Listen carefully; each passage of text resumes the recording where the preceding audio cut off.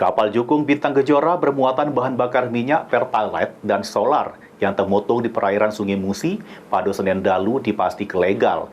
Yang rencananya minyak tersebut bakal didistribusi ke pelosok-pelosok desa. Dikit lagi nak ke Ampera. Terkait meledaknya kapal Jukung Bintang Kejora, pengangkut bahan bakar minyak atau BBM di perairan Sungai Musi pada Senin lalu, tepatnya di sekitaran 45 Ulu, Kecamatan Seberang Ulu 1, Palembang.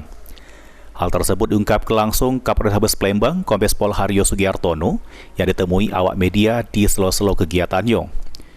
BBM tersebut rencananya bakal dibawa ke pelosok desa guna didistribusikan. Sedangkan untuk stasiun pengisian bahan bakar SPBB yang di TKP merupakan SPBB resmi, punya warga bernama Hafiz yang dikelola oleh adik kandungnya bernama Tommy. Ditambah ke Kapolres, dari keterangan pemiliknya, minyak yang masih ada di SPBB tersebut sebanyak 20 ton solar dan 7 ton Pertalite. Minyak yang dibawanya apakah ilegal atau gimana? Minyak legal. Kapal tersebut mengangkut minyak yang siap untuk dijual untuk masyarakat yang ada di pedalaman. Ya, di pedalaman yang tidak terjangkau dengan kendaraan maupun kapal, sehingga dengan sarana itu saja yang bisa digunakan untuk melakukan distribusi melalui penjualan yang ada.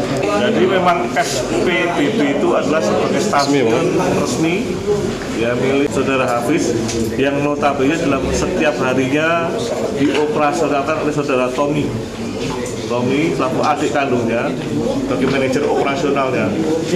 SPBB adalah satu sarana penyaluran BBM yang resmi. Heru Wahyudi, PAL TV.